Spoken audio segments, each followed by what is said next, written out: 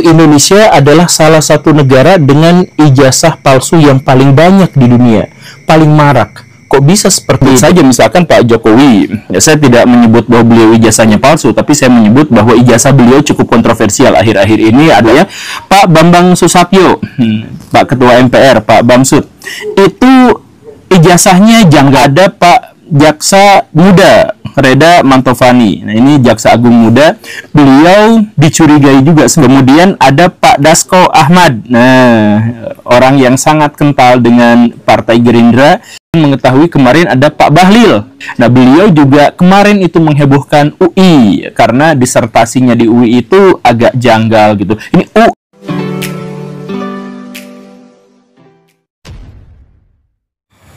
Assalamualaikum warahmatullahi wabarakatuh. Kembali berjumpa dengan saya di channel Gagasan Progresif T9, sahabat sebangsa dan setanah di mana saja Anda berada. Kembali kita akan mengupdate informasi-informasi terkini yang lagi ramai dibicarakan oleh para netizen. Namun sebelum kita lanjut, jangan lupa dukung channel ini dengan cara like, komen, dan subscribe. Serta jangan lupa aktifkan lonceng notifikasinya sehingga Anda akan terus mendapatkan informasi-informasi menarik lainnya. Saya tidak perlu berlama-lama, mari kita simak video berikut ini. Ada 3 orang sampai sejauh yang saya ketahui yang menjadi kepala negara dan atau kepala pemerintahan dan pernah tersandung kasus ijazah palsu. Yang pertama itu adalah Phil Smith. Dia adalah presiden Hungaria pada tahun 2010. Tetapi sebelum masa jabatannya berakhir, tahun 2012, dia ketahuan bahwa disertasinya palsu. Dan karena disertasinya palsu, maka ijazahnya menjadi ilegal. Dan dia merasa tidak enak, dan seterusnya, sehingga di tahun 2012, beliau mengundurkan diri. Biden, Presiden Amerika Serikat itu memang sangat terkenal sebagai orang yang pembual, suka overclaim, suka bohong, suka hiperbolik gitu. Salah satunya adalah ketika beliau mengklaim beberapa gelar yang dimiliki, tapi setelah dikonfirmasi ternyata tidak ada yang seperti itu gitu. Punya ijazah ini ternyata tidak sampai sedalam itu gitu ya. Dan akhirnya beliau memang sempat menyatakan permohonan maaf karena telah membuat pengakuan-pengakuan ijazah dan gelar palsu.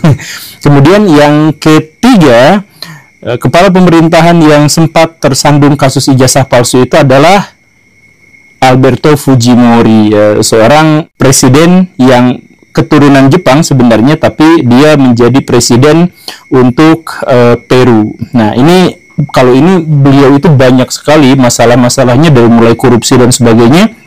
Dan ijazahnya yang berhubungan dengan master dalam bidang matematika dari Universitas Wisconsin itu juga ternyata palsu. Ijazahnya palsu. Nah, sayangnya tentu saja banyak berayu yang punya ekspektasi lebih, tetapi ternyata jawabannya salah. Tidak ada satupun di antara presiden dan kepala negara yang saya sebutkan barusan itu adalah orang Indonesia. Ternyata semuanya adalah orang dari luar negeri. Nah, tetapi bukan berarti bahwa ijazah di Indonesia itu asli semua. Justru Indonesia adalah salah satu negara dengan ijazah palsu yang paling banyak di dunia, paling marak. Kok bisa seperti itu? Ahmad adalah seorang selebriti sekaligus juga politisi yang cukup kontroversial, dalam arti sejak beliau dekat dengan pemerintahan atau menjadi bagian dari pemerintahan, ada beberapa kasus viral yang melibatkan namanya. Yang terbaru itu adalah soal plat nomor mobilnya yang agak aneh itu dan terbukti melanggar undang-undang. Dan yang sebelumnya lagi itu adalah terkait dengan gelar doktor honoris causa yang ia dapatkan dari sebuah universitas yang pada akhirnya tidak kita ketahui universitasnya di mana, alamatnya tidak diketahui, kemudian dia rektornya siapa juga ternyata rektornya bukan seperti yang dimaksud di dalam media online dan lain sebagainya. Ini menjadi kebingungan dan pada akhirnya juga diketahui bahwa ijazahnya juga adalah ijazah yang ilegal atau ijazah yang tidak diketahui atau tidak diakui oleh pemerintah.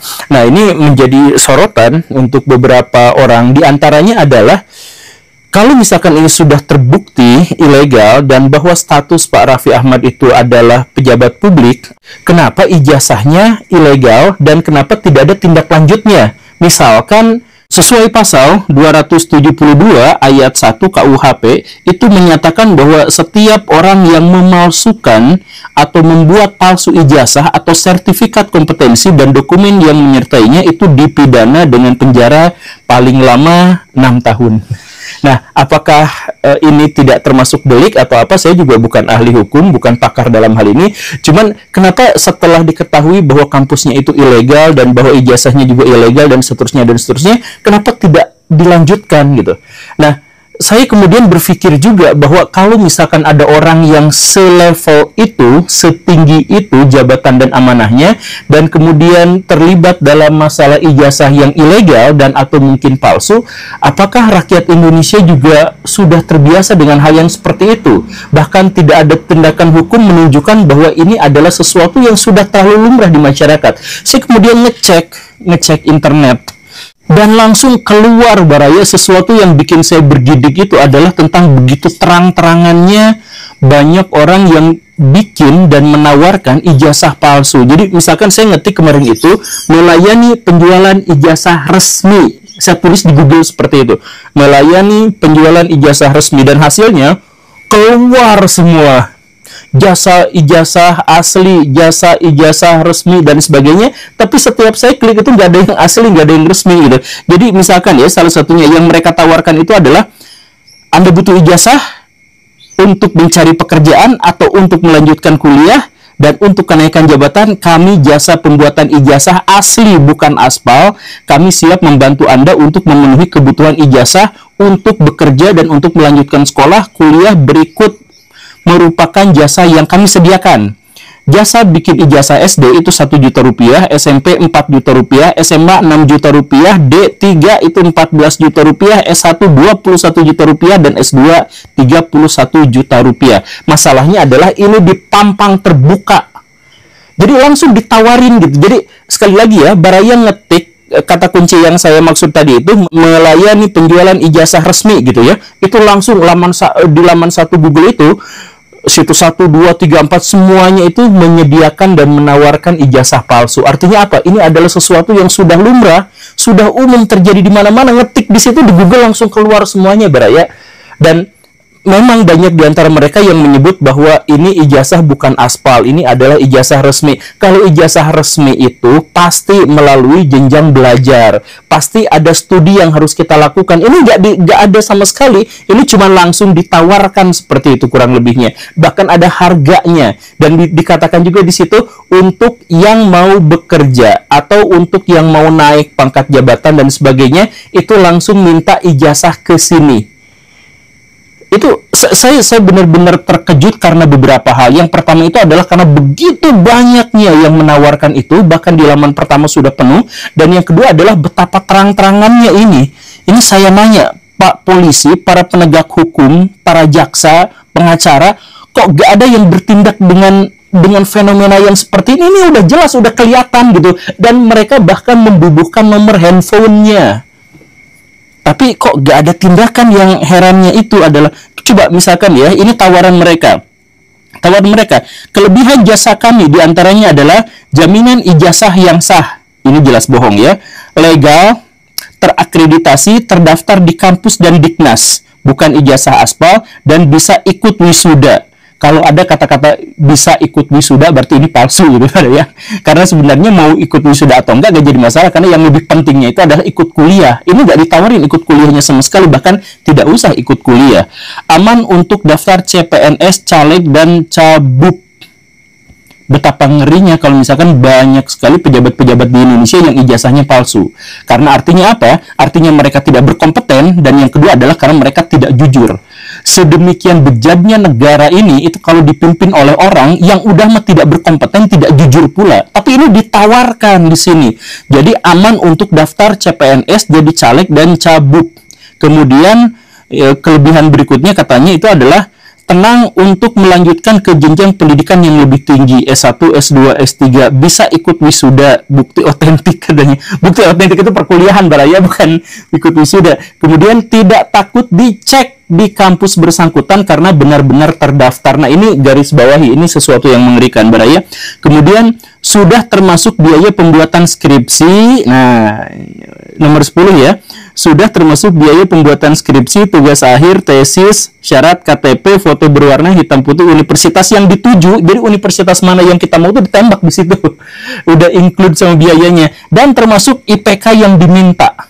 Jadi kita bisa pesan secara online, IPK saya nanti di universitas yang ditunjuk itu berapa, itu bisa. Sekali lagi ini terbuka baraya, silahkan klik di Google, itu banyak sekali jasa-jasa yang semacam ini, luar biasa.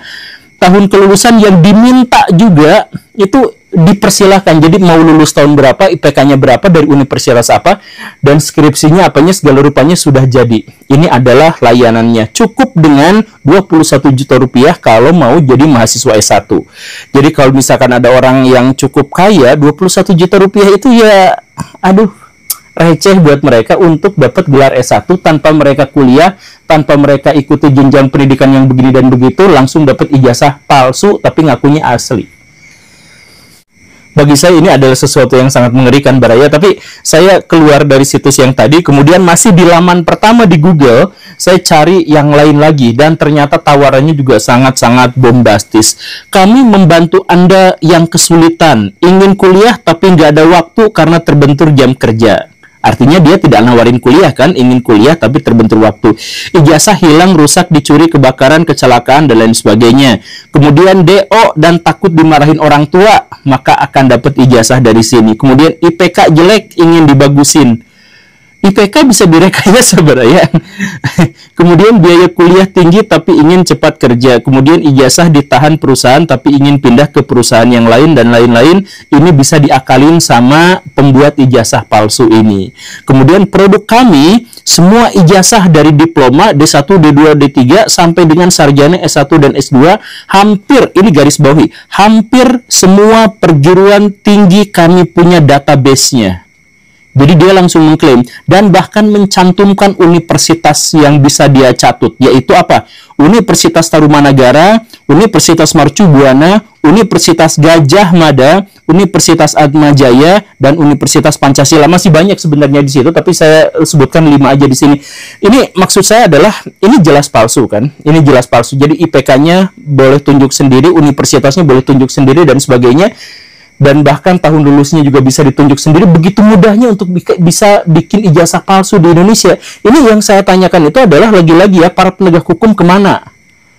Jadi kan kalau misalkan ya ada, misal ya, ada yang nyuri motor terus lapor ke polisi, kemudian polisi merasa kesulitan, ya udah susah atuh karena yang nyurinya pas udah kabur, udah menadahkan barangnya kemana dan sebagainya. Oke, mungkin itu adalah alasan yang iya memadai lah. Tapi ini baraya di situ dicantumkan nomor handphonenya, ada linknya, ada media sosialnya dan lain sebagainya, ada Instagramnya.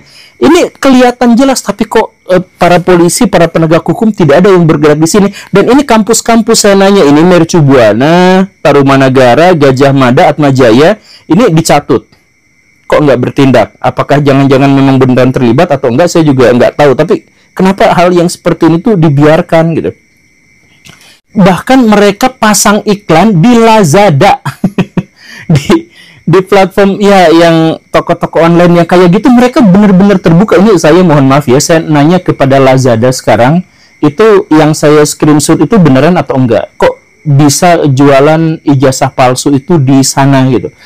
Dan ketika saya misalkan mengadakan penelusuran, ini saya mohon maaf ya, ini jujur video ini adalah salah satu video yang saya buat paling mudah, dengan effort yang hampir tidak ada gitu. Sebab kalau misalkan saya bikin video biasa-biasa itu, kalau misalkan saya nyari sumber tuh susah baraya. Kadang-kadang saya harus ya mencari yang berbahasa Inggris gitu, karena memang di sana lebih lengkap. Ya susah sekali gitu. Nah ini saya gak usah susah-susah, gak usah effort segala rupa, tinggal ketikan kata kunci di Google, itu dipenuhi langsung, laman pertama itu udah penuh gitu. Makanya ketika saya membayangkan bahwa rakyat jelata pun ternyata memiliki akses untuk mendapatkan gelar akademik, mendapatkan ijazah yang berkonsekuensi pada otoritas ilmiah tertentu dan sebagainya, mungkinkah pejabat-pejabat kita juga sebenarnya sudah menikmati itu? Karena mereka tentu saja memiliki uang, memiliki koneksi, memiliki akses terhadap politik, memiliki kekebalan hukum, dan lain sebagainya. Ya mungkin di antara mereka ada juga yang seperti itu gitu. Dan kalau misalkan kita melihat kebijakan-kebijakan publik yang dikeluarkan oleh misalkan wali kota, bupati, kades, camat, sampai bahkan misalkan menteri-menteri presiden dan sebagainya, banyak di antara mereka tuh yang sebenarnya secara kalkulatif jelas itu kebijakan yang salah gitu. Tapi mereka lakukan.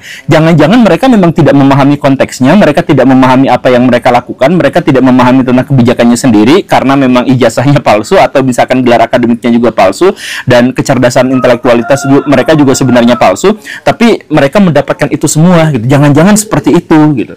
Ya, kita bisa sebut saja misalkan Pak Jokowi. Ya, saya tidak menyebut bahwa beliau ijazahnya palsu, tapi saya menyebut bahwa ijazah beliau cukup kontroversial akhir-akhir ini. Ada orang yang menuntutnya sebagai penikmat ijazah palsu dan lain sebagainya. Ya silahkan disebutkan gitu ya, karena di situ ada kontroversi.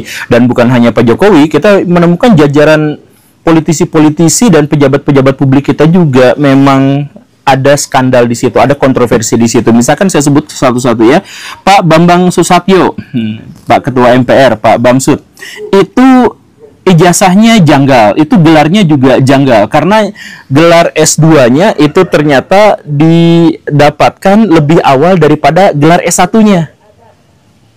Ya, ini cukup unik sih. Kalau saya nggak tahu bagaimana cara mekanismenya bisa seperti itu ya. Mungkin Baraya yang akademisi dan bergerak di administrasi kependidikan perguruan tinggi itu memahami ini. Dan Pak Bamsud sendiri sebenarnya sudah melakukan klarifikasi, katanya begini dan begitu. Tapi kan ini tetap aja janggal gitu ya. Kemudian ada Pak Jaksa Muda Reda Mantovani. Nah, ini Jaksa Agung Muda. Beliau dicurigai juga, sempat dicurigai, tapi sekarang katanya sudah mengklarifikasi dan sudah dibenarkan. Tapi beliau katanya juga gelar akademiknya bermasalah karena lompat.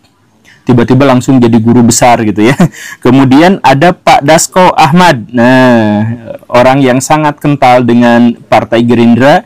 Beliau juga sepertinya ada sesuatu yang janggal dalam karya ilmiahnya atau dalam karir akademiknya. Jadi beliau katanya mengajar sejak tahun 2010, padahal datanya menyebutkan tahun 2016 baru jadi dosen gitu. Tapi sekarang sudah dikoreksi juga sama di pakuannya gitu ya. Nggak tahu mana yang benar mana yang salah, tapi ya ada yang seperti itu. Kemudian ada Pak Muhammad Afif Hasbullah. Nah, ini adalah Ketua Komisi Pengawasan Persaingan Usaha.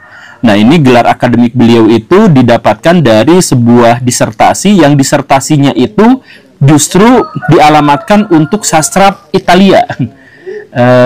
Ya nggak tahu plagiasi, nggak tahu gimana, pokoknya mah seperti itu. Ya silakan konfirmasi kepada orang yang bersangkutan. Kemudian kita juga misalkan mengetahui kemarin ada Pak Bahlil yang sering mengatakan kesana-kesini adalah saya itu Papua dan sebagainya. Menteri yang sangat eksentrik. Nah, beliau juga kemarin itu menghebohkan UI karena disertasinya di UI itu agak janggal gitu. Ini UI loh ya, UI. Jadi kalau misalkan yang tadi itu kan universitas-universitas yang tidak terlalu terkemuka. Nah, ini UI. Ya, sekali lagi saya tidak menuduh, saya tidak tahu, saya hanya bilang bahwa gelar-gelar akademik mereka, ijazah mereka atau hal yang semacam itu mencurigakan.